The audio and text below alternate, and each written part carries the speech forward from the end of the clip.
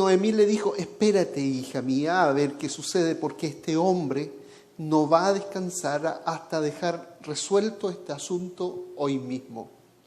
Y uno queda, si se quedara en ese capítulo y fuera una serie, una novela, uno quedaría, ¿qué va a pasar?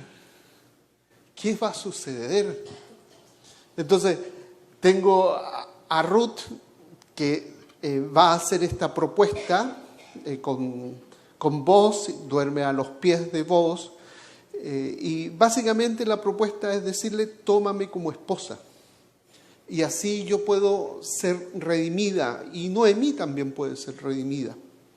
Entonces, Booz, que ya había averiguado todo el asunto, porque Booz ya lo había pensado por la respuesta que él da, él dice, yo no puedo hacerlo.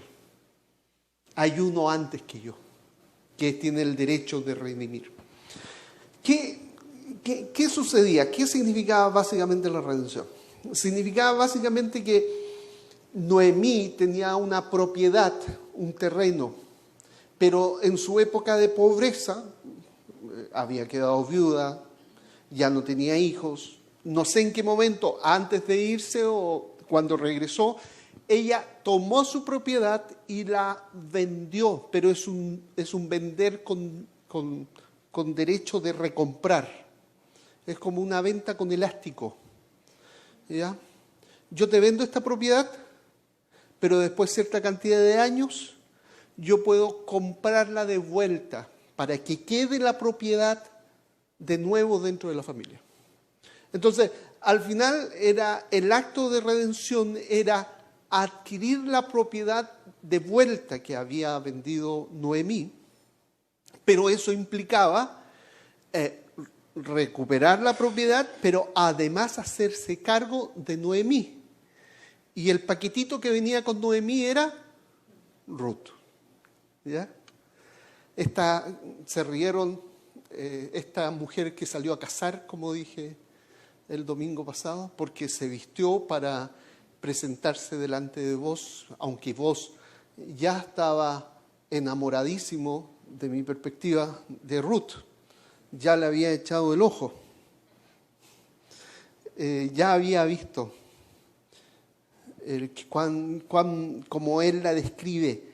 Esta mujer para vos llamó mujer virtuosa.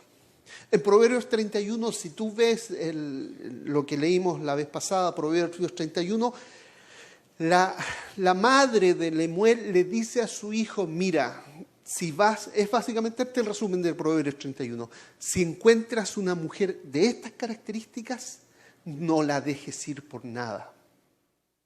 Ese es el resumen de Proverbios 31. Proverbios 31 no es tanto un llamado de atención a la mujer, sino un llamado de atención a los varones que se fijen en mujeres como esta. Y que si la encuentran, no la deje escapar por ningún motivo. Bueno, Booz hizo eso. En el corazón y en la mente de Booz estaba esta mujer. Entonces, cuando Ruth se va a la casa y lleva los 20 kilos de cebada que le había mandado Booz a su suegra, esos 20 kilos era un adelanto. Era como, yo estoy comprometido con esto. Y fíjense la expresión que dice en el versículo 14, a ver, versículo 12. Ahora bien, aunque es cierto que soy un pariente que puede redimirte, hay otro más cercano que yo. Quédate aquí esta noche. Mañana, si Él quiere redimirte, está bien que lo haga. Pero si no está dispuesto a hacerlo, tan cierto como el Señor vive, te juro que yo te redimiré. ¿Ya? Y yo les decía el domingo pasado que yo creo que Ruth durmió tranquila esa noche, pero Booz no durmió. Diciendo, por favor, que no quiera. Señor, que no quiera, que no quiera, que no quiera. y planeando todo lo que iba a hacer. Entonces, Ruth se va con Noemí, pero mientras tanto, Booz se levanta y fíjense lo que dice. Booz, capítulo 4, verso 1, Booz por su parte subió hasta la puerta de la ciudad y se sentó allí.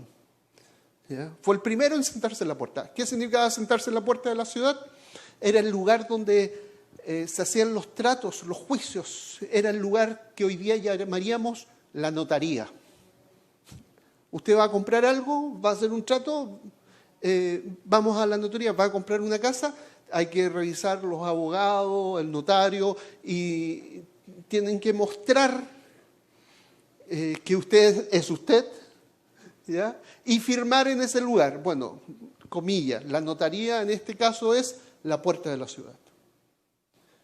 Y en la puerta de la ciudad era donde entonces se hacían los tratos legales. ¿Ya? Booz, por su parte, subió hasta la puerta de la ciudad y se sentó allí. En eso, es como casualidad. ¿A qué hora pasa? ¿A qué hora pasa? ¿A qué hora pasa? Así estaría Booz. ¿A qué hora va a pasar? ¿A qué hora va a pasar? En eso, justo. Y aquí me encanta decir lo que dije al principio en el capítulo, cuando Ruth justo va al campo de Booz. Justo eligió el campo de Booz. Las casualidades de Dios. En el reino de Dios no existen las casualidades. ¿Ya? No existen las casualidades. A mí uso una expresión que se llama jesualidades. Jesús detrás de todo. Casualidades. Por su parte, subió hasta la puerta de la ciudad y se sentó allí. En eso pasó el pariente redentor que él había mencionado. A ver, pensémoslo así. Acuérdense que el esposo de Noemí era Elimelec. Posiblemente, esto no lo dice con certeza, pero posiblemente este era un hermano de Elimelec. Y como hermano de Elimelec era un pariente más cercano. Posiblemente Booz era un sobrino de Elimelec. Entonces era un pariente más lejano. Entonces este pariente más cercano, un hermano del esposo de Noemí, tenía más derecho de redimir. Esa es la idea. ¿Ya?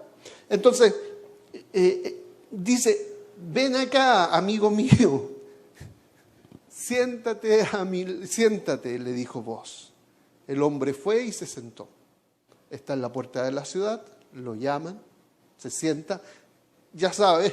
Entonces Booz, ya aquí se pone seria la cosa, llamó a 10 de los ancianos de la ciudad. ¿Cómo habían 10 ancianos? Porque los ancianos, que eran los jueces al final, los que sería hoy día los notarios, están ahí en la puerta. Y cuando tú tienes una situación conflictiva que solucionar a medida y que implica un juez, tú vas a la puerta y solucionas el problema y con los ancianos de la ciudad. Ok. Lo interesante es que este número 10 habla de responsabilidad. 10 dedos tenemos en las manos. Pero además, después, en los tiempos de las sinagogas, para hacer una sinagoga, para llevar a cabo una sinagoga, para que se establezca una sinagoga, se requerían 10 varones que inicien la sinagoga. Interesante. Bueno, estos 10 ancianos son los testigos. Siéntese aquí. Y ellos se sentaron, versículo 3, y Booz le dijo al pariente redentor, Noemí, que ha regresado de la tierra de Moab. ¿Sabías que Noemí regresó de la tierra de Moab? Así como haciéndose, la expresión en Chile es haciéndose el loco. Así como que no quiere la cosa. Hay un tema. ¿Sabías tú que ha regresado de la tierra de Moab? Y está vendiendo. La idea aquí, yo creo que me gusta más la traducción del 60, que habla sobre redimir la tierra. ¿Ya? está vendiendo el terreno que perteneció a nuestro hermano Elimelech. Consideré que debía informarte del asunto y sugerirte que lo compres en presencia de estos testigos y de los ancianos de mi pueblo. La idea es recuperar el terreno. Esa es la idea de la versión, de la traducción original, del original. Recuperar el terreno, volverlo a la familia. Si vas a redimir el terreno, hazlo. Pero si no vas a redimirlo, házmelo saber para que yo lo sepa. Porque ningún otro tiene el derecho de redimirlo, sino tú. Y después de ti, yo tengo ese derecho. Y el pariente cercano dijo, yo lo redimo. Me imagino que vos quedó así como... A vos no le interesaba el terreno. ¿Qué le interesaba? Le interesaba a la chica. Le interesaba a Ruth. Te regalo el terreno si quieres, pero déjame a Ruth. Más o menos era así. Pero no se podía hacer así. El terreno implicaba hacerse cargo de la viuda y de la otra viuda. Y aquí algo interesante, me imagino que este diálogo en la cabeza de vos había estado. Si me dice esto, yo le voy a decir esto otro. Y me voy a plantear de esta manera. Ya. Entonces, pero vos le declaró, el día que adquieras el terreno de Noemí, adquieres también a Ruth la moabita, viuda del difunto, a fin de conservar su nombre junto con su heredad. Y ahí quedó, o sea que no solo el terreno, no, tienes que tomar a la moabita, esa mujer despreciable, que nadie quiere. No, vas a tenerla que tomar como esposa, porque es la viuda, y vas a tener que tener hijos. Todo eso le está diciendo. Vas a tener que tener hijos con la viuda, para que el nombre del que murió no se pierda, porque el hijo va a hacer que recordemos al que murió. Y de esa manera no va a borrarse el nombre del que murió, porque el que murió sin hijos. Y aquí se pone complicado para el pariente redentor. Entonces, dijo el 6, no puedo redimirlo, respondió el pariente redentor, porque podría perjudicar mi propia herencia. ¿Por qué dice eso? Parece que la idea es que él ya tiene hijos y tiene que repartir su herencia entre los hijos. Y si tiene otro hijo con Moab, con Ruth, va a tener que repartir su herencia entre sus hijos. Y el hijo de esta mujer, no, mi herencia se va a perjudicar. Yo tengo demasiado y voy a tener que repartir mi herencia con el nuevo hijo. No.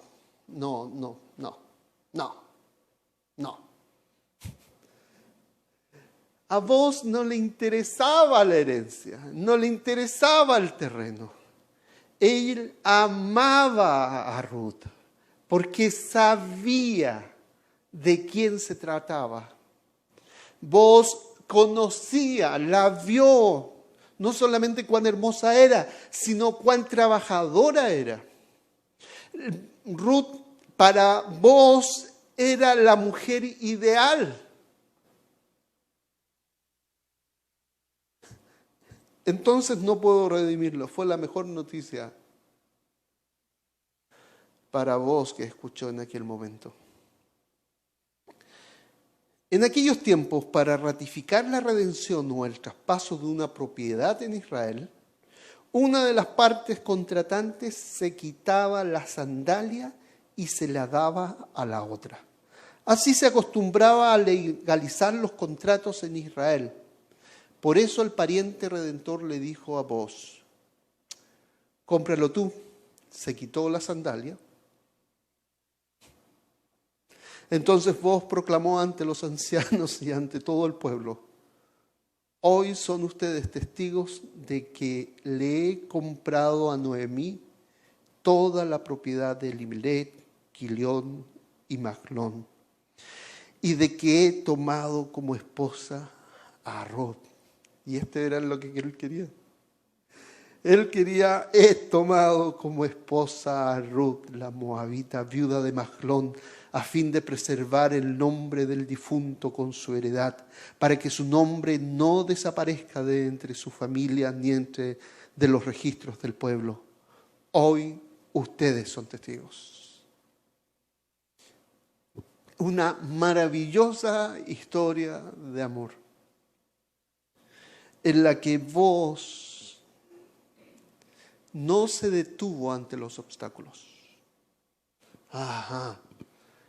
¿Tú tienes alguna promesa de Dios en tu vida? ¿Tú tienes algún propósito de Dios en tu vida? ¿Tú sabes que lo que tienes que hacer viene del Señor? ¿Tú sabes que tienes un propósito? Pero también ten con certeza de que tendrás obstáculos. Que por esos obstáculos no debes detenerte. Que por esos obstáculos tú tienes que vencerlos, porque literalmente ya es tuyo lo prometido por el Señor. Y tienes que actuar en base a ello, en que esto, en el caso de Booz, Ruth ya es de él. Ella era de él. Y entonces el obstáculo era el pariente redentor. Y el pariente redentor iba a redimirla supuestamente, porque implicaba quedarse con el terreno y quedarse con la viuda, pero él siguió. Y en este caso, argumentando. No se detuvo. Entonces no importa el obstáculo que venga. Si tienes la convicción de que el Señor está ahí contigo y es tuyo, sigue adelante. Ahora, vuelvo a decir, las coincidencias en el reino de Dios no existen. Booz fue y se plantó en la puerta de la ciudad porque lo había dicho a Ruth. Ruth, yo voy a solucionar este tema, yo me voy a hacer cargo. Si él no te redime, yo te redimo. Él fue un hombre de palabra. En Booz no hay engaño, pero sí hay obstáculos. A pesar de los obstáculos, sigue adelante. El propósito de Dios se cumplirá en tu vida. Para el hombre que no conocía a Ruth, era un mal negocio redimir a Ruth. Para vos que conocía a Ruth, era lo mejor le había pasado en su vida fue Ruth. Miren, vamos a Mateo 1:5.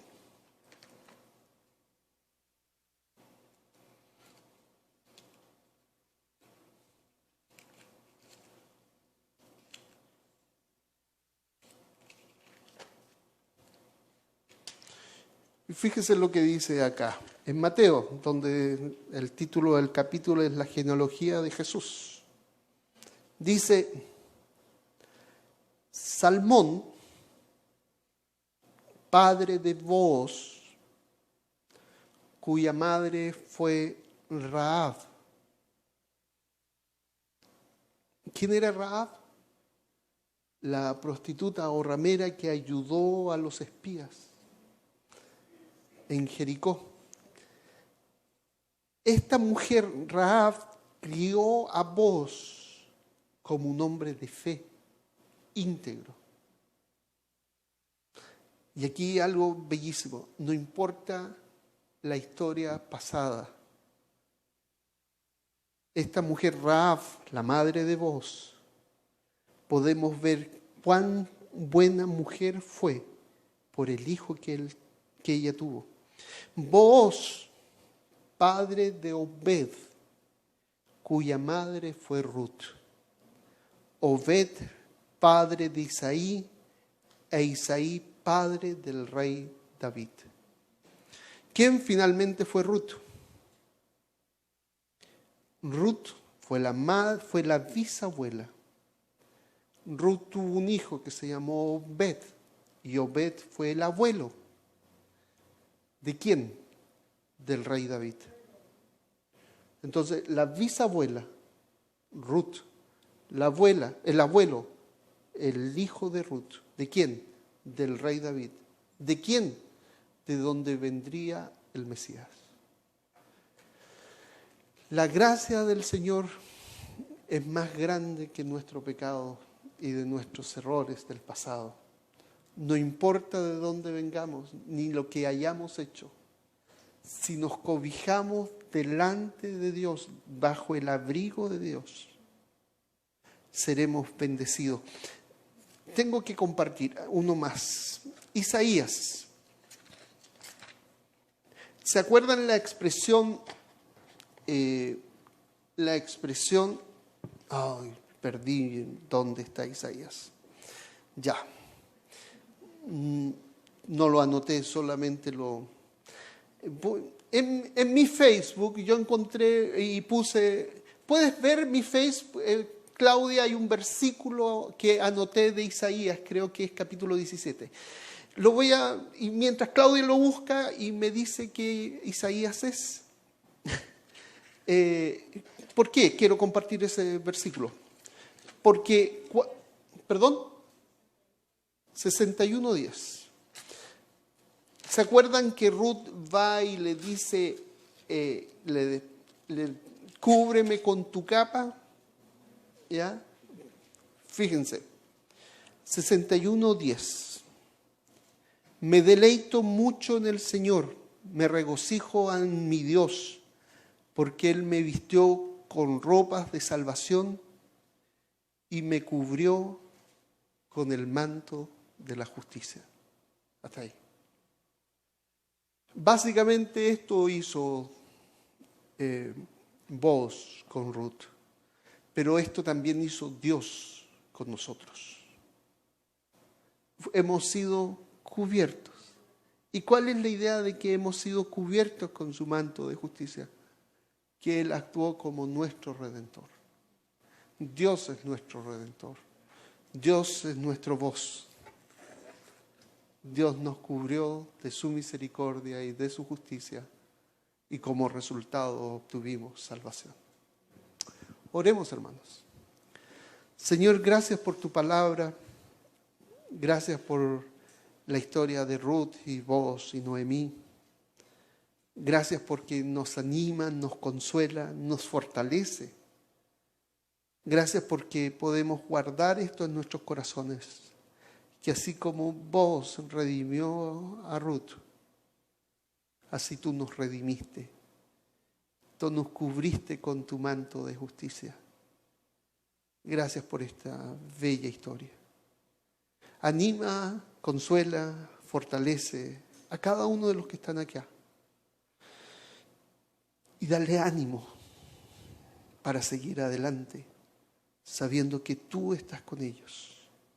Glorifícate, Señor, en el nombre de tu Hijo, el Señor Jesús. Amén.